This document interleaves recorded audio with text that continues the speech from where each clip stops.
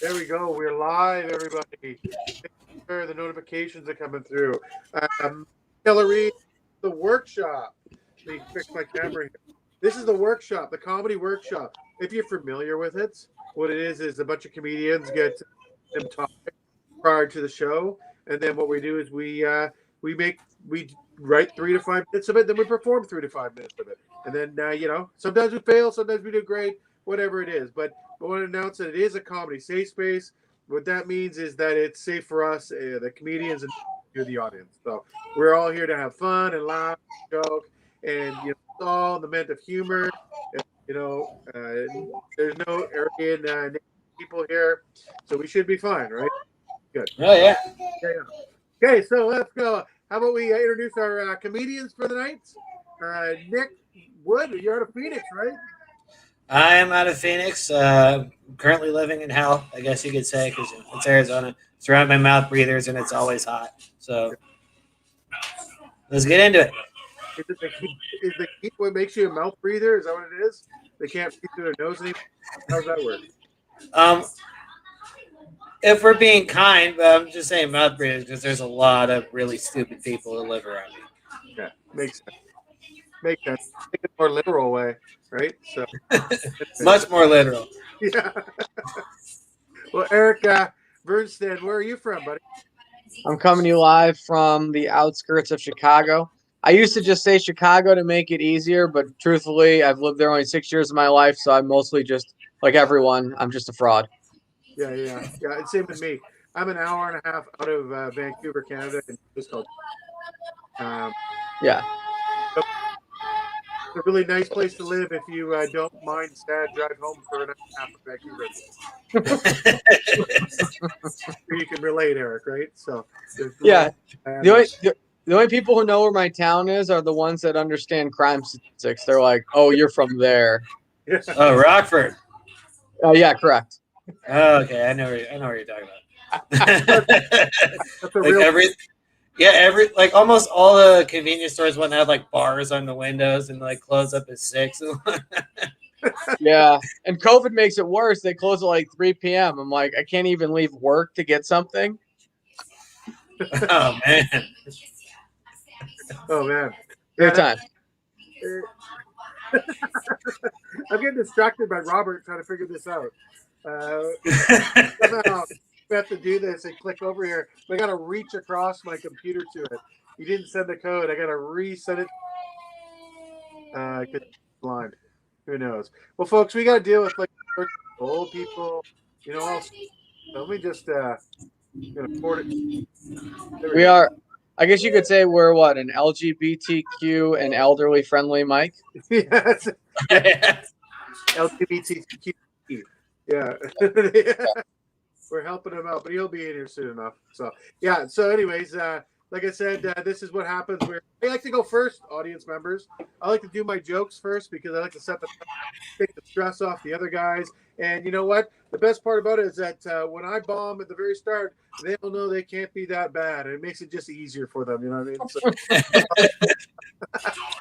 now, I got this topic about 4 hours ago, and I went to the beach again. So I hadn't put a lot of thought into this, but I will tell some things about it.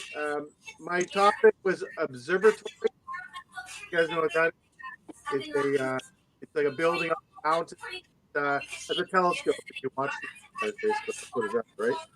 And ironically, that's where I was last night. I was up in the mountains at like the high point around my area, staring at the stars. But I was trying to go to space because I was having some mushroom tea, basically, and I was just trying to get high at a beach with a fire. It was a great night, and that's the kind of the observatory I was having, staring at the stars, talking to myself, working through demons. I felt bad for stealing that person's pen that morning, but I went up to the hot springs before this. You guys know what that is? It's a sulfur-based water that is, and you want like tubs or whatever it is. Where I go, there's some tubs, like some nice hot tubs, and it's really remote. You can only 4x4 truck, and you have to have it lifted. You just can't get there in a car, right? You really remote. Certain people go there all I can reach there. It's really like here's a perfect example. Like you ever seen Rambo: First Blood? Have you seen that before? First Blood? That's the area they feel. Okay? That's the thing. Fighting off cops and stabbing fucking pigs and shit like this. You know, making wooden stake traps, which I've always wanted to make though too. I've always wanted to make one of those wooden stake traps with the spears out of it. Yeah, it'd be funny, like punching bags. I was up there in the tubs, and I got in with another. There was a couple there, right? All those couples. I got in the tub with them. I tripped right away, fell into the tub sideways, did the split. I had my joint, kept it up in the air, it saved it. Okay, no problem. But like, you know, I had this conversation with them. They're laughing, but like, I'm not gonna let. I'm not gonna kind of hold me out. Just kind of joke with them, and I start, you know, chattering away, getting stoned, and going on. And I was making the girl laugh a lot, right? A lot. And the guy got pretty uncomfortable about it, I guess. Like, I don't know what it came out. I'm just going to tell you a little bit about it because I'm trying to stall for time. But basically, he was like talking about being shaven. We started talking more. I said, "Oh, I kind of get it because I have this really thick beard, right?" And like, you know, talking if you had that stuff, like, you know, like I can't pretty much go down on a girl with a hairy bush because it'd be like, you know, like Velcro, basically Velcro sticking together with like gum stuck in it. It'd be like Velcro gum, like mushed in, you know. Yeah, it'd be like two octopuses like tickle fighting. You're just like, that'd be like my hair and like stuck in there. Yeah, it'd be like two wound up Christmas lights, you know, like in the season Christmas lights. You just toss them in your album. That's pretty much what my a bush would look like. So, anyways, I guess I was making her howl, and this guy did not like it. He got cut. I want to describe this guy. He's like a 5'6" little person, basically. You know, like little, like a little person, a midget. That's what I'm saying. Like his arms are a bit shorter, his torso was longer. He had a big head, but he was 5'6". Okay, so he hit the parameters, but not right. I want to face this, right? So he's not as big as I am, so I'm not scared of him. I'll say that too. But he looks, goes, hey, just you know, that's my girl. Like, oh, okay, no problem. Hey, I wasn't hitting on her, but I was just talking. I'm making jokes. That's what I do. He's like, then he made me really uncomfortable, so I laughed. That's what I did. I laughed because my mushroom tea was hitting me, and this guy spooked me out. And I was like, fuck this. I can't hit him. Okay. I realize this is not being funny as I like to. I thought it was a lot more better, but I pretty much came back, and I was surrounded by chainsaws. And I was thinking I didn't have a chainsaw at every. If you're a man, if you're a legitimate man, you need it. You never have to use it, but it has to be there. Just a chainsaw has to be in your house. And you know what? If you have an electric chainsaw, like a plug-in one, you're really comfortable with your sexuality, and you're a stronger man than the rest. Okay. Yeah, I gotta know what I'm going with. So I guess I'm gonna leave it that way, guys. Thanks a lot. Appreciate it. Round of applause, please. Oh, it's so warm in the house. I'm like burning up. I can't get my camera straight here, guys. I'm sorry. But yeah. Pretty thick. Keller, I don't know if I think it's you. Is there like a TV or something going on in the background? No, I think it's Nick. Yeah, hold on. Oh, okay. I don't think Nick's Hear that? Yeah, So my wife is playing cartoons for my daughter on her laptop. Nice. okay. What the hell? So I didn't hear that with the headphones over, so sorry about that. I was making fun of you. I was saying that your headphones aren't plugged in and you're just listening to the background because usually you plug them in and all the there, right? I mean, No, I only do that when I'm like walking in public so people don't talk to me. yeah, exactly. I just go like this. But yeah. So, anyways, yeah. Please, Nick. What do you think? What do you think about what I did? I thought it would have been great when you throw out the electric chainsaw. Like I'm just like be even more like comfortable, but you're also being environmentally friendly. So awesome for everybody. Like the Rambo thing would have been a great time to throw out like a cab. I don't know if you know what that is. No. All cops are bastards, like with the whole Black Lives Matter thing. Oh yeah. Like Rambo's the ultimate ACAB supporter. He's one of the, what's that Capitol Hill in Seattle that was taken over? That's what he should have led that. So Yeah, those are the only two things I could think of, and that was pretty good. no worries, thanks, appreciate it. How about you, I Eric? think I think you had a lot of really good premiises, and I was chuckling pretty much throughout. I would hammer more on. I think you could probably. I think because mushrooms and things like ayahuasca are becoming more well known.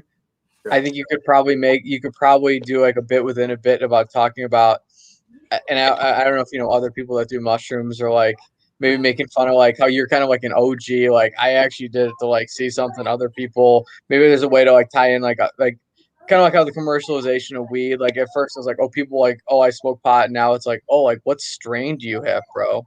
Yeah. Yeah, but I enjoyed it. Yeah. Yeah, thanks. Yeah, no, I just kind of had to throw something together, but that all happened last night for me. So, What is the topic, by the way? oh, I don't remember. No, it's observatories. I wanted to get Okay. back to Staring at the Stars, but I kind of lost track and started talking with this guy, freaking me out. So he pretty much sent me sideways and ruined my night. But I did try to get to observatories, but I only had 2 hours, so that's what we get. Well done, good sir. Well done. Yeah. Well, I had a lucky night. That's what I had. So if I didn't have a lucky night, I'd be totally fucked. I wouldn't have known. Observatories? What's the deal with those? Yeah, Thank you. Where you going? You look at the stars? I don't know. a telescope, more like whatever. But I should have done some corny jokes in there too. Yeah, it'd have been pretty fun. It's hard to. I mean, if you get the topic like that, it's so. I mean, the way you did it was good. I mean, it's hard to, what? I mean, how many months does it take to have like a really good tight five? It's if you're putting that together in 2 hours, you're probably not going to be doing these workshops. You're probably going to be like in LA. I don't think I'll be that far, but yeah, I do appreciate it. it's quite the compliment. You're getting me blushy all of a sudden. Look at this. But no, that's the sun I had earlier today. But no, yeah, it's. I think you just kind of let it roll and do your best and try and be natural and whatever happens. And most of us are funny, so if you get stuck in a picture like that, just kind of roll with it and hopefully it comes out in some format of humor, right? So, but like this is a pitch room. I figure this is more like a comedian's pitch room, or like for like a some kind of cartoon show or fucking daily show where you're throwing fucking jokes at each other best you can, and seeing what sticks on the wall, like peanut butter and Velcro, just like my beard and a vagina, I guess. Yeah. Oh, that just reminded me when you're going through that, like you kind of look like Danny DeVito and like in a gnome, like meshed. So like that image, kind of unpleasant. Bearded Danny DeVito getting down. I think I've ever seen that. That would be weird. Like taking the back of his hair and just sticking it on his chin. That'd be. It'd be. He's got a big horseshoe. I guess that's the way I put it that way. But yeah, anyways. Okay, let's move on, guys. Let's get some funny people up here. How's that sound? Well, Nick, do you want me to time you? I'll time you anyways because it's fun. Yeah, go for it. Okay, how we go this? Okay, let me do an introduction because I had this bastard Dan Brenner that got mad at me because I didn't give a good introduction for him. So now every single time I have to name his name and do a better introduction. So please, everybody, audience member, the one out there and the one they're going to watch this later, I want you to really put your hands together. I want you to get ecstatic. I want you to clap as hard as you can for our next comedian out of Phoenix, Nick Wood, everybody. Hey, now if I bomb, that's going to be awkward. My subject was the wild. So here's what I got. Let's talk about the wild. There are a disturbing amount of people who want to get their jollies by going into the wild, the wilderness, the great kind of unknown. But no, so not really. Out there. Because, people are sitting around like, hey, wouldn't it be so fun to get away from civilization, i.e. help, and be surrounded by bloodthirsty animals who view me as a 20-ounce porter-ounce steak? Let's be adventurous. Let me put it to you this way. Unless your name is Cletus, Billy Bob, Joe something, or Rambo, the wild is a really bad idea. Like getting into a fight with Aaron Donald or like agreeing to massage Deshaun Watson. Very bad. The wild is literally full of things that can and will kill you. Full of them. You know how you react when like a fly gets in your house and you see it going, you're like, oh, you little motherfucker. You immediately kill it. Immediately. Why? Because they're gross and they have a dumb name. All right? You don't call a crippled person wheels because that's dumb. Get better, people. Why did you kill it though? It doesn't belong there, right? So guess what, outdoorsy Karen? You don't belong in the wild either. Why upset the food chain? You're in an awesome spot. You're at the tippy top. You can get any meat you want right now. Packaged, good to go. You don't need to chase your meat down for a day and then like kill it and skin it and cook it and then eat it. Oh no, my friend. We're smarter predators. We have an entire plant solely dedicated to other people doing all that work for you.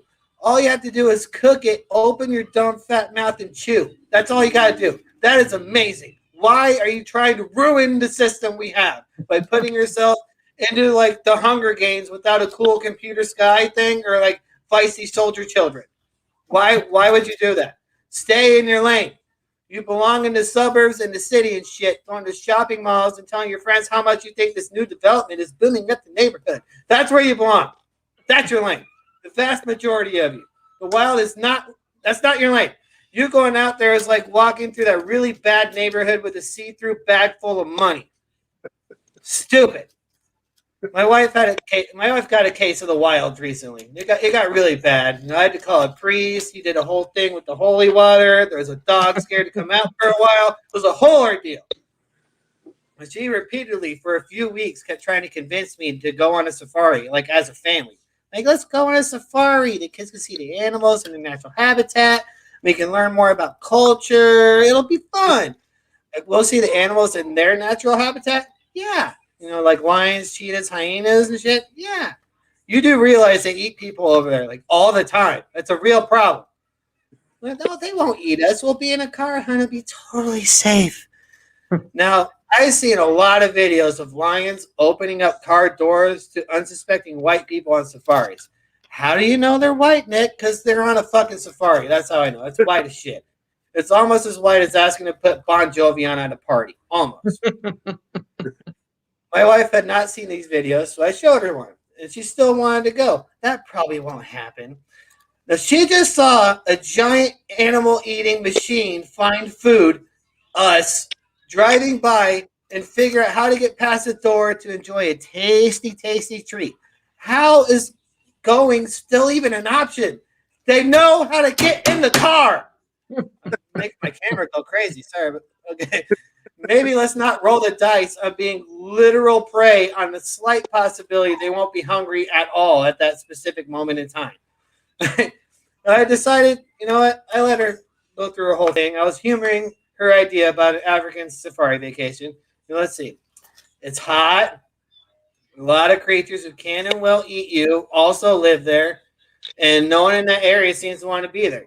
Find me one picture of a native, whatever you want to say out there, smiling out in the safari. You can't, because fuck that place. That should be a clue. Don't do it. And that's what I got. Hey! Good job. I forgot to hit start on the timer, so don't worry about that one. Just the way it works. I'm stoned. We got to deal with this. Hey, I liked your jokes, man. Thank you. Yeah, Eric, do you want to go first? Tell me what you think. I think the best part of you is that you have no filter and you seem to be able to go wherever you want. And I think that's very admirable and that's courageous, especially given the political and kind of environment we're in. And I think that if you continue on that path, you're gonna find some good success because a lot of people are not, make some of the jokes you're making. I think a lot of people would be scared to do that. And I think that you hit on some things that your observations are really, really good. And I would say continue to hone those. And I think that you probably, I don't know how long you went. I'll say 5 minutes. I didn't have a timer going either, but about 5 minutes when I timed it myself. I think if you really tighten that up, you have like 2 minutes of really excellent stuff. And I would just try to I would see what you could trim. If you like said it out loud one more time, I would see what you could trim and then see where you could maybe trim some parts and then add in some more punches. Like I thought there were a couple times, and I don't have them written down, but where you could have. So I don't. Here's some advice, but I don't have it written down. That's great. I think there's just a couple times where you could have really kept. You could have hit on points like one after another and tags probably, but you kind of moved on a little bit. But I mean, I was laughing pretty much throughout like color. So and I just the fact that you're willing to go into certain places like that, I thought was really great. Thank you. I have to agree with Mark too. Oh, he's popped out. I have to agree. Actually, a lot of that was good. So I like the couple of your jokes. I wish you had more tags, but you were pretty good. You're tag heavy and joke heavy, so there's not much I could add to that. But I like your joke about a fly is gross and it has a dumb name. I thought that it's pretty funny. Yeah, that was great. But if you don't have it in this set, you can put it somewhere. I liked it. Thank you. Made me laugh that way. You said something about Karen. You had a good description of a Karen coming out trying to get into the woods. I can't remember what it was though. I was writing it down and then moved on to the next one. But you also had some good ones too, like as white as. You had a couple things like the Bon Jovi, I think is a little overdone. So I think I would have gone with Metallica or something like that, or white as, like something kind of more like bandish. I think the Bon Jovi thing may have been overdone. I've heard it like several times over around. Or like lady like Lady A, like maybe like one of those country bands that got hit up. Oh yeah, that'd be good. Yeah. You could go as white as Nirvana. I guess you could go that way too because you have the shirt on. So Oh yeah, I was about to say, oh, you mean this? Yeah. I don't think any other people will listen to Nirvana than white people. Grunge, I don't know. I'm not down. I'm only surrounded by white people, so it doesn't really matter. Like Luke Bryan or something. Yeah. Taking white people to task for being ridiculous is just a win-win for everyone involved because we all know we're ridiculous and we all know people that are even more ridiculous. Yeah. And and I think that's universal comedy. It's like, what are these people doing? Yeah, pretty much. We have quite a bit of wildlife up where I am, right? And we always get like I used to play rugby, kind of still do, but we'd always have these Aussies or Kiwis come down, English. They come down and look at this. We see bears regularly, right? So they always go like, I remember this one Kiwi would go run up and he tried to hug one of the cubs. And we just we're screaming at him. We just fuck him. He's dead. We just and he just realized quickly that the mom bear showed up pretty quick and he had to run away. But yeah, that's the thing. That's like the white guy thing. Oh, they're nice animals. Let me pet them. There's a nice squirrel. Look at this squirrel. Then it fucking eats your hand or something like that, right? It's just the way it works. It's pretty funny how naive some people are. So, yeah. Well, that's just how you thin the herd out a little bit, though, right? Exactly. You want to take them out. We always have a couple people die up here in the bush. They just disappear. So, hiking. Usually it's hiking, and then who knows what happens to them? And the bear, if you die up in the woods, your body just gets eaten. That's why all those CSI shit's bullshit. Oh, we found the body. No, you didn't. That some fucking cougar dragged it away and ate it. There's no way you found a 3-week body would be fucking annihilated with meat. Okay, well, it's true, but maybe not funny. Anyways, yeah, it was a good job, Nick. I thought it was great. So, thank you very much. Yeah, cool. So, Eric, you ready here, pal, or what? I am absolutely ready. Okay, cool. I'm not going to hit the time. I'm going to forget to hit the timer again. So let me give you let me give you the intro. Because that bastard Dan Brennan was on my back. So I got to make sure I'm always doing this now, okay? So listen, I want the audience, a very funny friend of mine, comes from all the way from Chicago area, the outskirts of Chicago, Aurora, whatever it was. What was it? What was the place? Rockford. Rock Vegas, baby. Okay, let me restart this guy. Rock Vegas? Is that what it's called? That's sure. Sure. Okay. Well, hey, let's everybody. I want you to put your hands together for this warm. Oh man, I screwed it up now. I gotta start. Okay. Oh, in my head now. Robert's got in my head. I was reading Robert's things right between this, and it's got in my head. Okay, let's do this. Okay. And scene. Okay, ready and tape. Okay, everybody, let's put your hands together for a very funny comedian, Eric Bernstein. Everybody. My topic was sisters. I grew up with a brother, which I am told is a different experience than a sister. My dad grew up with 3 sisters. He made sure to treat them equally, whether it be giving one a swirly, or encouraging the other to take the bird for a walk with no leash. My dad attended Catholic school with his other sisters. His experience was more getting a whooping than the joy of watching a Whoopi Goldberg movie. It was not an enjoyable sister act. My dad's loving experience with his sisters led him to stop attending church as soon as possible. And then he had 2 sons.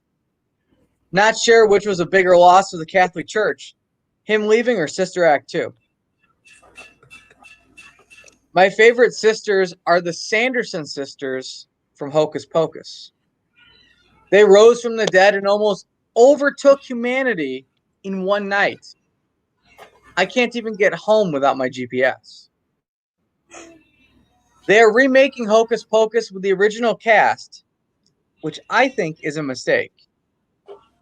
Are you telling me in 2021 Disney is not adding any sisters to Hocus Pocus? Hocus Pocus is the whitest movie this side of Hoosiers. If Hocus Pocus was any more white, it would be a toothpaste ad created during the 1937 World Series.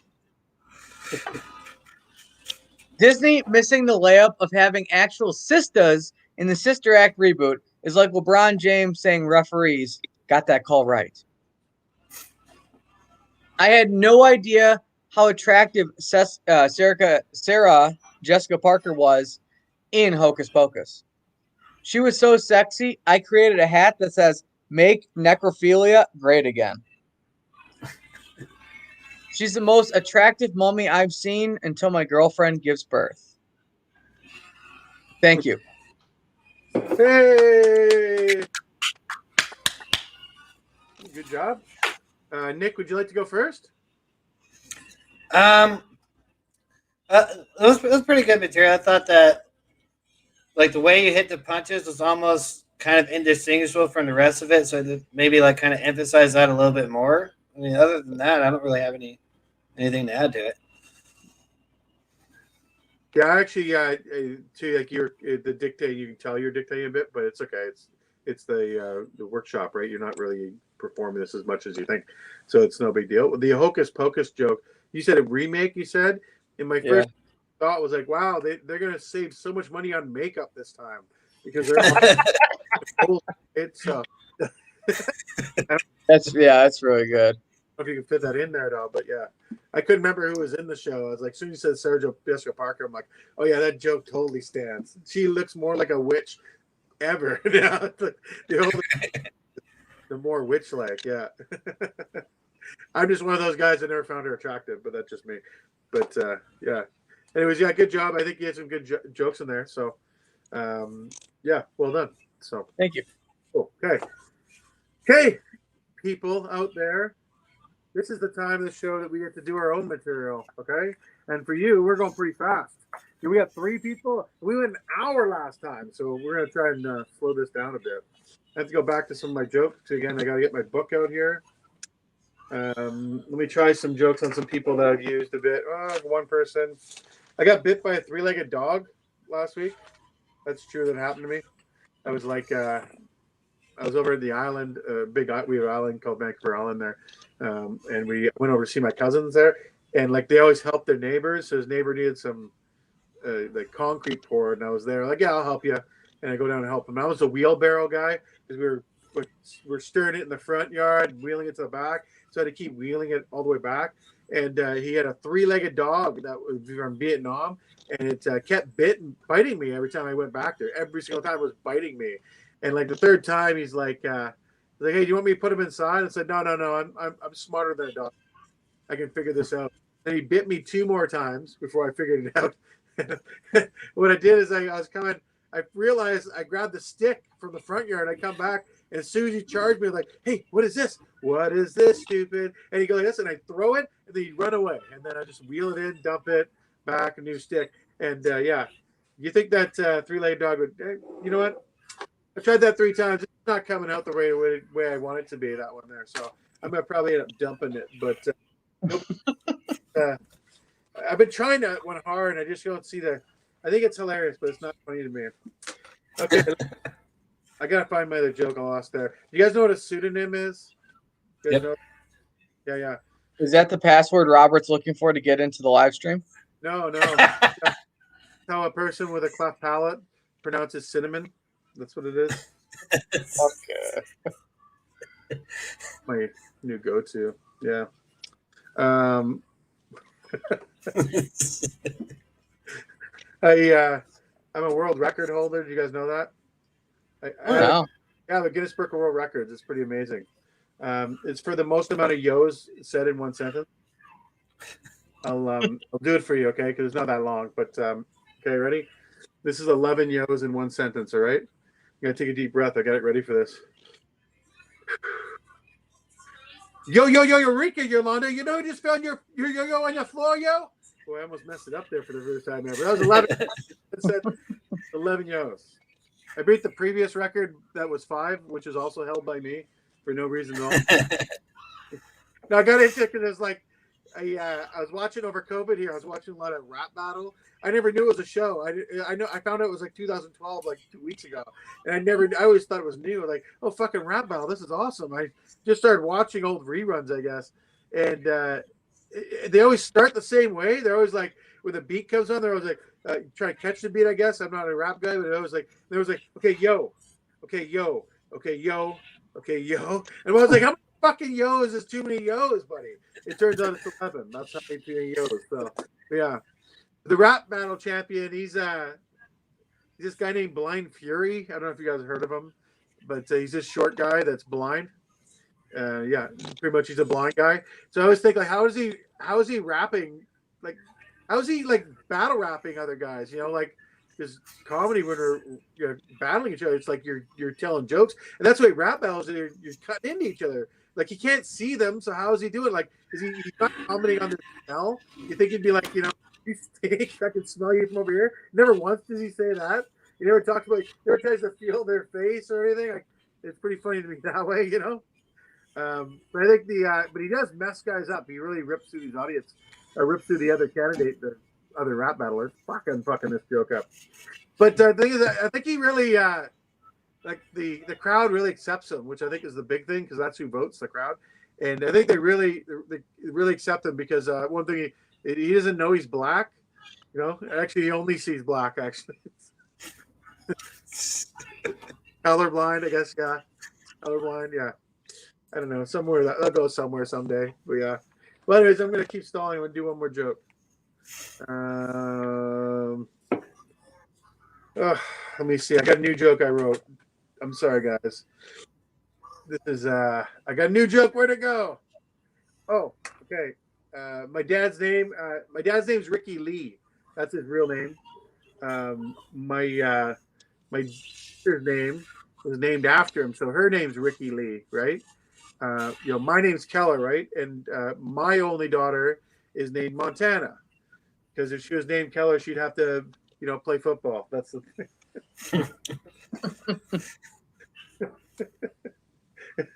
It was just too stupid for that one. Wait, I got one. Where'd it go? Oh yeah, right here. Okay. I gotta tell this joke. Here we go.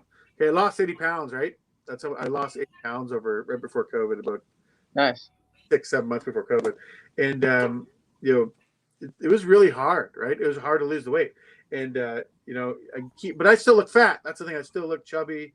So I don't look like I've lost the weight because I was 370, now I'm 300 pounds. I still look fucking too big, right?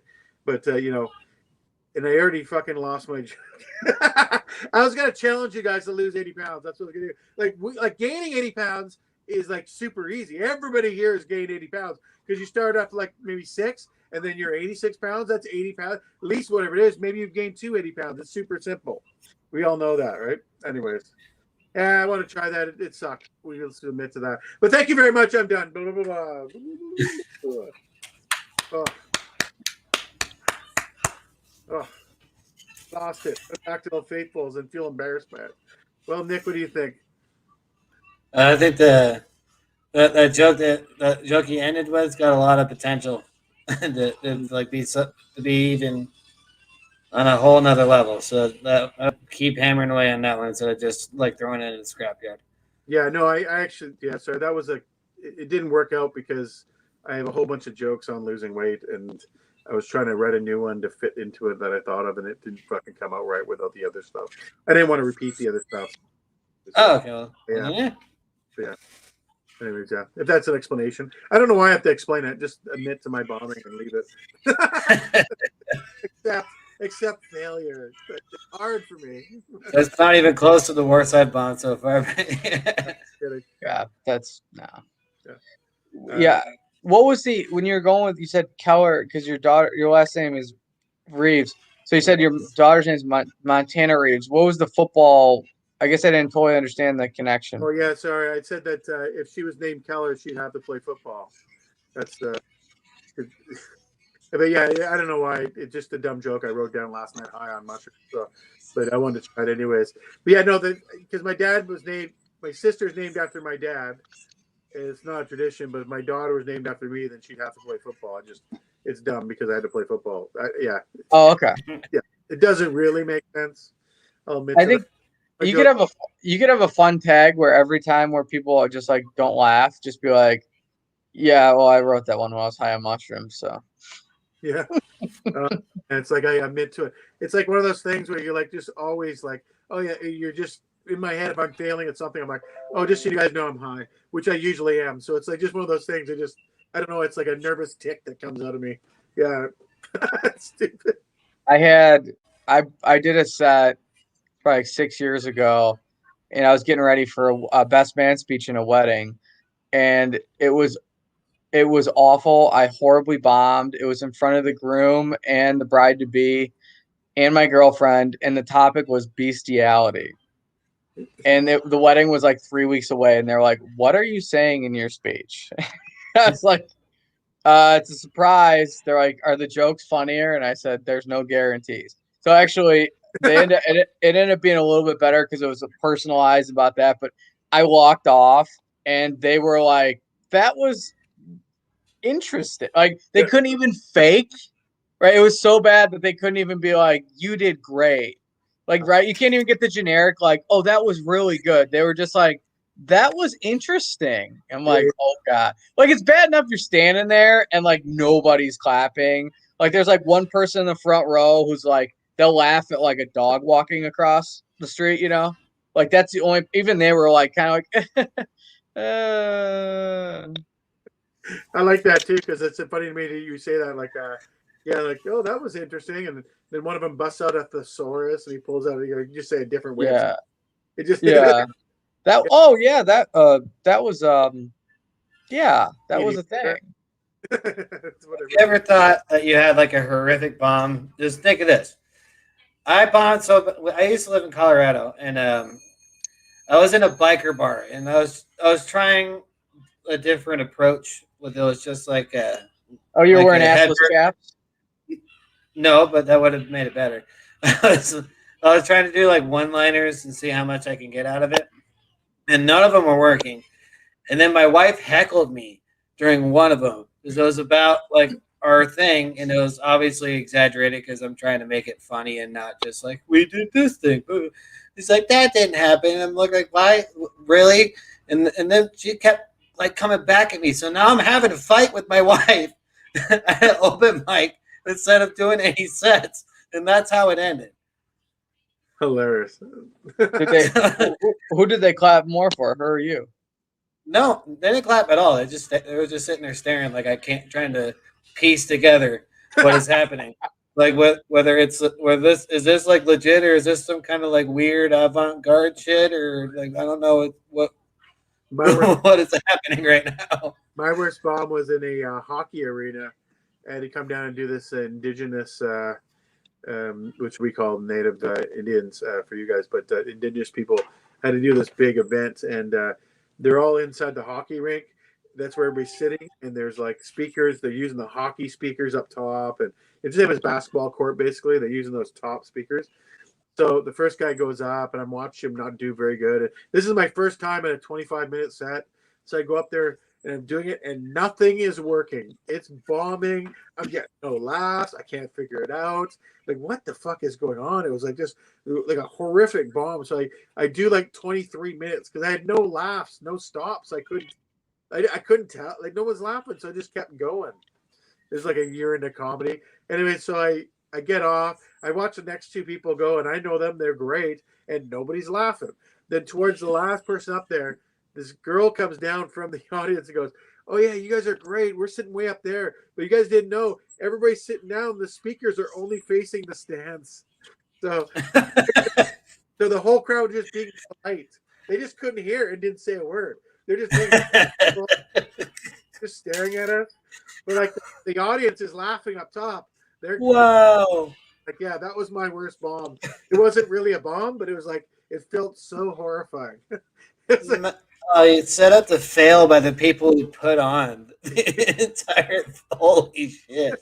they didn't know either, right? So it was so funny. The worst part is that the Elvis impersonator was supposed to go on after us, and he went on before us, and he crushed.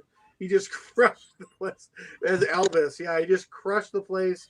We followed Elvis, laughs. It was like, whew, tough day. There's a great Jerry Seinfeld story where I think he had to do comedy for New Year. It was like New Year's Eve, and they put him on, and I think there was like music, like all this stuff going on, and like no one laughed, and it was like so. Like I think it was they couldn't hear him or something, and so he wasn't getting any laughs. And then I think on top of it, the guy was like, "Well, no one really laughed, so I'm not paying you either."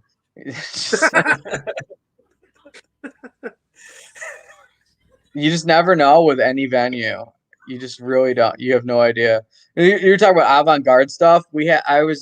So Chicago has a very vibrant art scene, and there's this one mic I was at where it literally ended. It was like this man, this woman, and they got up there, and it's like they didn't even know like it was stand up. Like I don't know if they were just on something or what, but it ended with like him tying a boa around her neck and like pulling on it and being like, "I'm gonna fucking kill her. I'm gonna fucking kill her."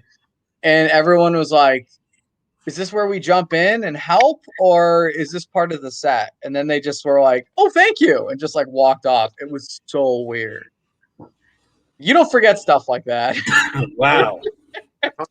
He was man, that one. Wow. Yeah, that was crazy. It's like, am I a bad person for not jumping in here, or do I kind of want to see where this goes? Yeah. Wow, that's horrific. Oh man. One time I did. It was I was a local, and they asked me to come down to the show, and I tried to talk them out of it. I should have just said no, but I did it for the $50 because that'd be fun, and I thought I could do it. All women, all old women. They got me in there, and one of my first jokes was something about my like I like my wife like my McDonald's coffee. Was it half empty in the trash or something, or found half in the trash? I mean, they just fucking was dead. They just turned around on me. They just turned around and faced the other way. I was like, oh man. Then the person cut me at 10 minutes, or tried to cut me at 5, and I just kept going to 10. And then I got off. Yeah, it was a good $50. It taught them a lesson more than me. That's what it was. That's a fantastic $50. Exactly. That was fun. Anyways, hey, let's move on. We got 2 more people. Are you guys ready for this? Nick Wood, are you ready? Yeah. I got my stuff loaded right up here. I want you guys to put your hands together and give full support to Nick Wood, everybody. Yay me. I'm a pretty big wrestling fan. I remember getting into it when I was a little kid, like late 80s, early 90s. And when it had all these like big over the top personalities and like everything's like cartoon land and amazing. And it's just, like my favorite was the Macho Man Randy Savage. I was a Macho Man, this guy. And just from like his voice and just how he was always like his hands going everywhere and just like intense. Like, can you imagine him if like let's say wrestling didn't work out? Like, what other job could he have possibly been able to do with like how he? What else could you imagine if you like went to medical school and he was a gynecologist? Because I got a lady come in, it's like, "Oh yeah, come on down to my examining table. Let's check out what the problem is." I thought I was just here for a pap smear. Ooh, well, let me get my tools over here. Yeah, we're gonna see what's going on. Ooh, you're funky like a monkey. No, I'm gonna get some medication for you. Gonna make it a tower of power. Too sweet to be sour, yeah. And that would be horrifying. I'm really glad wrestling worked out for him. I'm just doing impressions, by the way. And I spend a lot of time on the internet lately when I'm not working because we're not going outside at all right now. So hey, I'm going to entertain myself by going in and seeing how ridiculous everything is. I like pulling up random YouTube videos, and I'll watch like political stuff every now and then because I'm dumb. But I don't. There's a prolific problem right now. There's right wing grifters. There's right wing grifters everywhere. What do I mean by that? I mean people who are just out there talking like they have no connection to anything they're saying. They don't give a shit. They're just doing it literally for money. So I mean that you got to think that's the easiest job in the world possible is being a right wing grifter. There's nothing easier. You never have to say anything of value. You don't have to make like an airtight argument that'll like convince people. All you gotta do is just throw random buzzwords to some issue and just tie it all together. Like the woke skull or or the BLMs and the Antifers or something. It'll work. Mouth breathers will eat it up. I know one is taken a little bit more seriously than others, and I hate it because he's dumb. But it's only because he talks fast. So Ben Shapiro, I don't know if you know Ben Shapiro, but he says dumb shit, but he just says it real quick, so it sounds smart. And he had a thing with Cardi B about that WAP song, and he did the worst tweet ever. But he's like, so Cardi B had a new song, WAP, that says for wet ass P word. I can't say that because Jesus will cry. So he had a new song, WAP, where it gets so wet that you need a mop and a bucket. Okay, now my doctor wife is a medical doctor, and if it's that wet, then you have a medical problem. You need to go to the hospital. I don't know why you're trying to get a mop and a bucket out. You need medical attention immediately. I clearly have never made my wife wet at all whatsoever. I like dry vaginas. So like that was like he literally tweeted out about his wife never got wet. And oh man, it's such a glorious cell phone. I love seeing that. And he gets millions of dollars for doing that kind of stuff. So it's like if I had like no integrity or conscience whatsoever, oh my God, I'd be doing it. Easy money. Only in America, baby. Just like Don King would say. Only in America. Can you be so preposterous and ridiculous and make a shit ton of money from all the mouth-breathing dummies, primarily in Florida? The American dream. It's great. But if you really want to go crazy with it, you really want to just go crazy. Just go into the deep end. Then you can make everything instead of, like the woke culture and the Antifers, you can just go and make it seem like demons are infesting the country and will literally eat your babies. Someone does say that. His name is Alex Jones. Welcome to Infowars.com, ladies and gentlemen. We're live right now. This is Alex Jones. There's a new thing going on. I have the documents right here. The Obama and the elites, the liberal elites have a FEMA camp with a coven of witches that they have sitting there. And then what they're doing is they're using biometrics from your phone. You go and unlock it with your thumbprint. They send your DNA from those biometrics to the FEMA camp that they make artificial semen with, that they're injecting the witches with to make demon babies. And those are going to be the next soldiers. It's a conspiracy. Make sure you buy all my products on Infowars.com. Stay vigilant, stay alert, and they're making the freaking frogs gay. Like that's the thing that they do. So if you really want to make an easy living and you don't care like what kind of damage you do, be a right wing grifter. You don't have to be smart. There's a lot of dum-dums making money at it. You can do it too. America. And that's what I got for right now. Yay! Good job. Like to start, Eric? Yeah, the impressions were spot on. I knew exactly. If you didn't tell me who you're talking about, I probably could have guessed a couple of those. I think the Alex Jones one was pretty funny. Makes me wonder how much Alex Jones you've had to watch to get to that. Especially the frogs being gay part was pretty hilarious. Yeah, I liked your impression game. I had no idea you were that good. Obviously, I've only seen you do one set before this, but that was really good. I mean, all three of them were pretty spot on. I think that being able to like that maybe I think the best one was I think the best impression was Macho or Alex Jones, but the best set piece was Macho Man because you took someone who we all know from this, like, is just this bombastic guy and, this wrestling personality. You put him in such a strange spot of like being a gynecologist. It would be interesting to see like what other profession could like Alex Jones. Like I have no idea. Like I didn't even think of that. The other thing I wrote was for like Hulk Hogan as a cop, but I just scrapped it because I thought that'd be kind of redundant after Macho Man. yeah, I think that if you took some of your impressions like the Macho Man one and put them in different situations, I think you could get a lot of humor out of that. Like you had some really good stuff with the Macho Man, and I think you could even dig in there, go in a little deeper, no pun intended, with kind of some of the stuff that he could say. I mean, I can't imagine a woman walking into a gynecologist exam and seeing a guy dressed like a transvesite about to perform on her. Like I don't know how that would, like with the boa and stuff like even the costume or something like that. And or he like walks in the room with the graduation song playing. Yeah. The wings, full on wings. Yeah. I mean, essentially, I think that would be. You have a lot of good stuff there. By the way, I guess I shouldn't. I gotta reframe this. I didn't mean transvestite. I should mean drag show participant. I think I'm trying to the boa. I'm trying to not offend anyone, not you guys, but just generally speaking. Yeah. Macho. Thank you.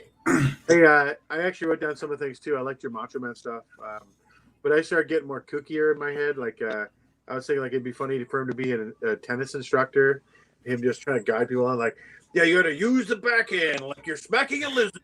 I mean, but there's a kind of like I would get more ridiculous than the guy in college. I think I would get like clowny or something. But then I started thinking when you start other jokes too, is like you said, the right wing grifter. When you started doing the grifter stuff, it'd been funny if you jumped right into Macho Man being a grifter, like stay with God. That's good. You can keep coming back to it because it's funny because you kind of people are forgetting about it when you start doing the Ben Shapiro stuff and everything else. And like the last one, I can't remember, it was Alex Jones. He sounded a lot like it was Macho Man to me. So I thought it'd be funny him maybe reverse it, Alex Jones as Macho Man. Maybe that's the other job he could do. Yeah. Jones, like I don't know. Vince McMahon is turning the frogs gay. Oh, he needs to be stopped. Hogan's trying to take the guns from everybody.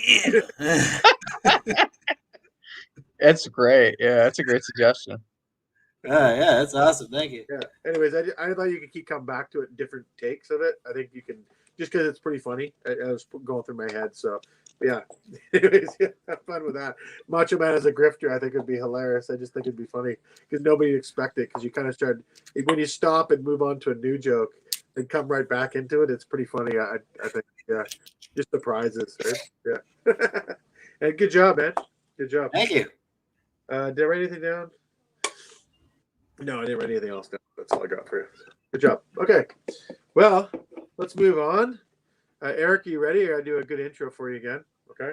I won't fuck it up this time. Okay, everybody, or one listener that's been on the whole time, probably Scott Porteous.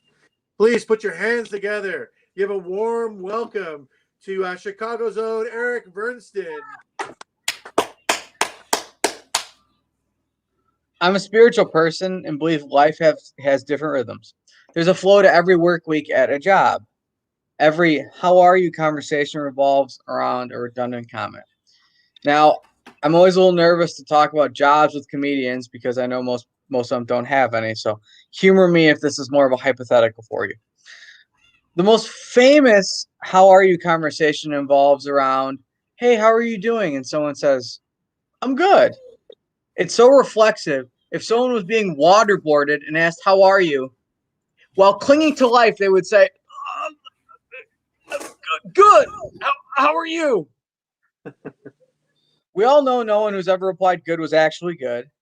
Here's some definitions of good: of a favorable character or tendency, bountiful, fertile, handsome, attractive, suitable, fit free from injury or disease, not depreciated, commercially sound, that can be relied on, profitable, advantageous. Does that sound like anyone you've ever met on a Monday morning? Half the people look like they want to burn the building down. The other half are hiding the matches for themselves. I like commercially sound and not depreciated. Has a nice 1880s ring to it. I want that on my tombstone to confuse everyone. Here lies Eric Vernston. He was commercially sound, never depreciated. 1987, 2120. Monday involves conversations around the weekend that end in too short. How was your weekend? Too short. Yes, 2 days compared to 5 is rather short. You know what else was rather short? The 0-day weekend during the Industrial Revolution. Child factory workers were also short from having rickets. If Monday is too short, Tuesday is, well, it's Tuesday. Oh, it's Tuesday. It was pretty hard to tell. You're so miserable. I thought it was still Monday. You know why people are miserable? Their jobs consist of writing things and answering phones in between breaks of scrolling on their smartphones.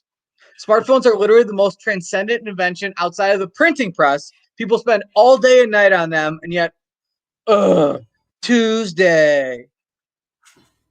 Wednesday is halfway there. Halfway to what? People treat Wednesdays like someone in 1782 treated news of General Washington's victory. Hear ye, hear ye! We're halfway to our battle against ye job ye willingly choose. Thursday is when the conversation shifts to complaining about the week to talking about the weekend. People walk around smiling. They say, only 2 days. 2 days, only 2. I like asking if they have anything fun planned. You think someone who spent the last 3 days acting like they've been in a POW camp would have something really exciting going on? You go, what do you have planned? They go, I might relax, watch a movie. Or my favorite is, nothing really.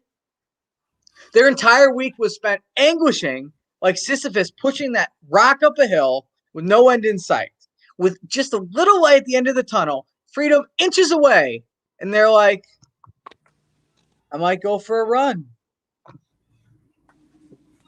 I might walk my dog. Maybe I'll pay some bills. Then comes Friday.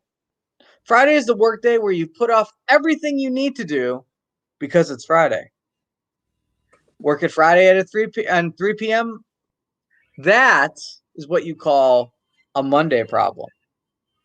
Friday problems are when you are something to be figured out the next week. Next week becomes this mythical place where everything gets done effectively. Oh, that pressing issue you keep putting off? Bet it gets figured out next week. That burning building over there feels like a next week problem. Then the weekend comes. People spend Friday night drinking, ruining Saturday morning. Because nothing says relaxing like the anxiety of a hangover compounded with the anxiety of 5 cups of coffee. Saturday is wasted relaxing while mixing uppers and downers and getting nothing done, which leads to Sunday.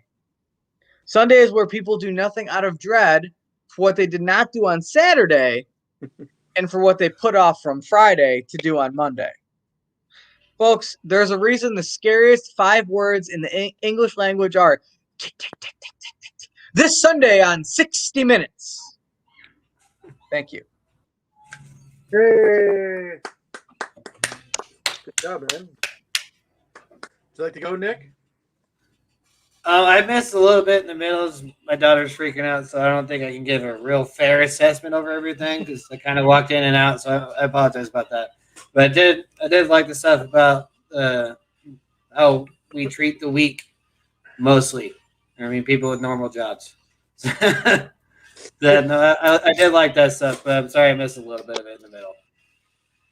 Yeah, I actually liked it too. I wrote down some things for you.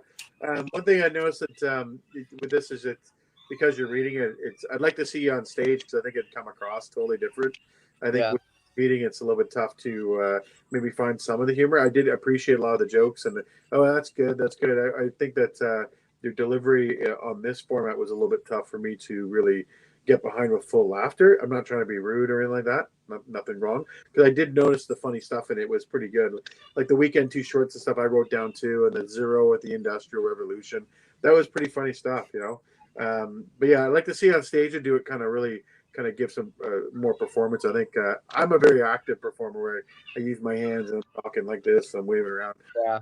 That maybe I probably should stand up when I'm doing it. Yeah. It's not.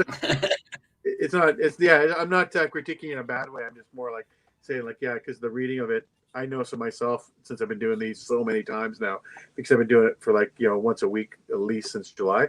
Is that that's great.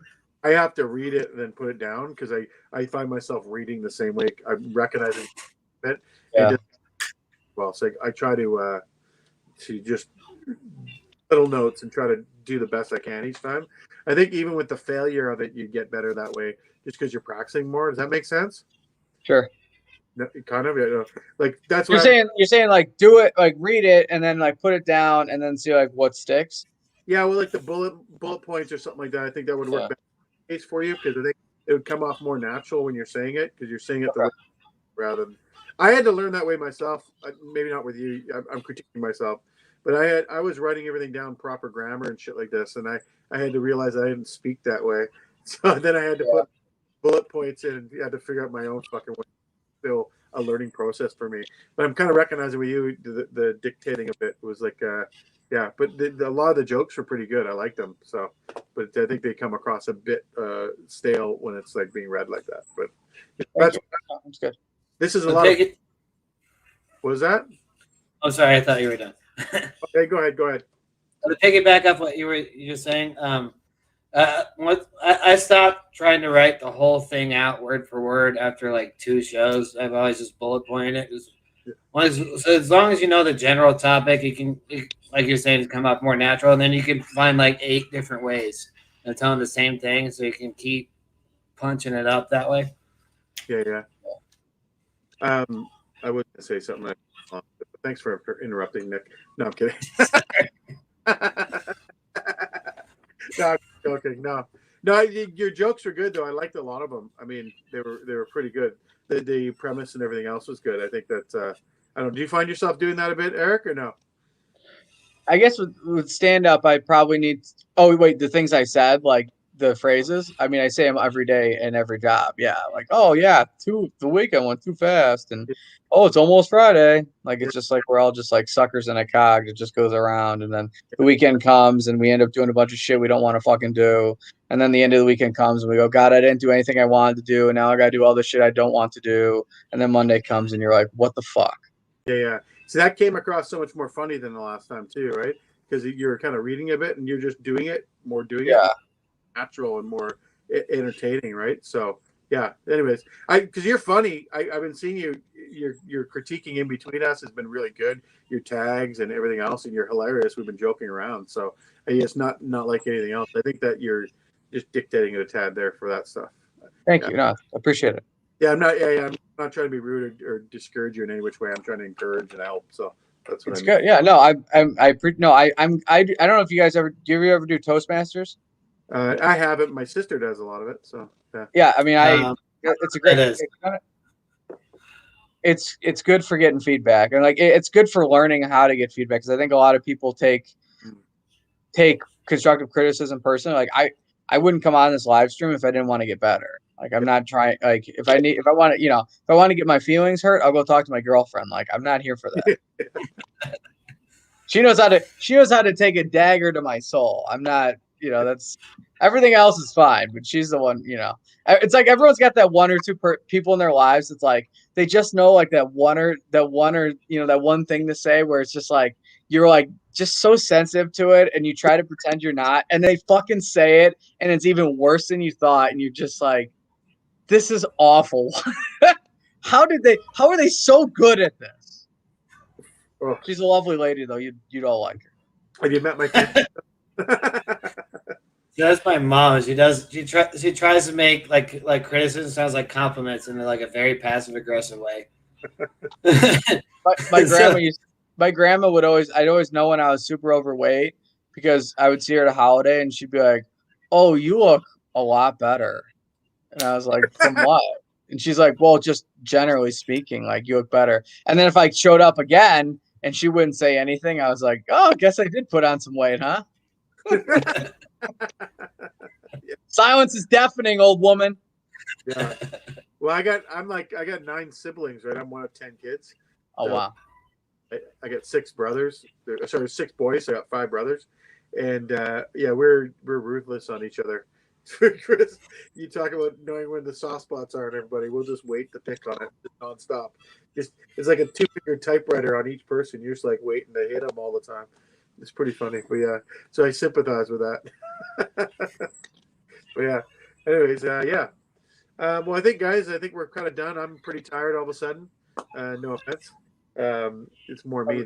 Let's be. Are we doing R.I.P. to Robert?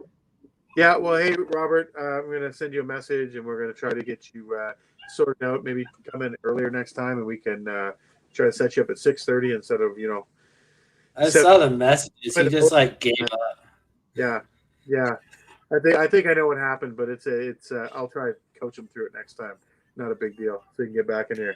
But anyways, hey Nick, where can we find you next to the wall? You anywhere? You can find me at Twitter at Nick MF Wood. Yeah. That's what I use more often than not. Okay, cool. Yeah. How about you? You do any shows, Nick, at all, or what? No. This is the first one I've done in a while, so maybe we'll see. Did you get the advantage of live shows? I got none of that here. So, isn't Phoenix rocking right now, or no? It is. I haven't gone up yet, so I'm still kind of iffy. This is I got real little kids in my house, and people still get way too close and like basically breathe in their mouths and whatnot. So it's like, maybe I can wait. Yeah. Fair enough. Yeah. Well, how about you, Eric? Where are we going to find you? Find me on Twitter and Instagram at Vern, VERN goes ATG. Try to write and talk about things that are a little bit against the grain. I also be hopefully on the next season of Turbo through the workshop starting May 10th on Monday nights at 8 p.m. Eastern time. Oh, that's great. Yeah, that's great. Cool. Yeah, my name is Keller Reeves. You can find me just on social media, but I'm not on it much. I've taken a little turn of trying to stay off. I'm going to stay off until comedy restarts up here in Canada, where then I have to promote myself to get back in there. Otherwise, yeah, you'll just find me on this thing every Monday night. Oh, you will find me on the 420 show. I'm hosting the 420 show this Tuesday, which is April 20th. And which stands for the 420, which is a pot thing if you don't know. But what it is we got a bunch of pod-eccentric comedians that are going to do a sober show first and then a stone show after. And I think you're going to find that the sober show is the most awkward because everybody will be in their element. And the stone show, so the first one's going to be the hardest. That's what I feel, staying sober and not taking anything. But that's next Tuesday, so that'll be a lot of fun. So yeah, if anyone wants to come watch that, that will be on the workshop. We'll probably try to share it. Otherwise, every night here, guys, there's going to be a comedy show. You can come in here and watch or participate, put your name in, try to get on the show. It's a lot of fun. We get a lot of feedback, and I think everybody grows every single time. And if you get one joke at every night, then you're fucking ahead than you were the day before. That's the biggest thing, right? So, yeah. So, thanks a lot, guys, for watching. Thanks a lot for participating. Everybody wave. See you later.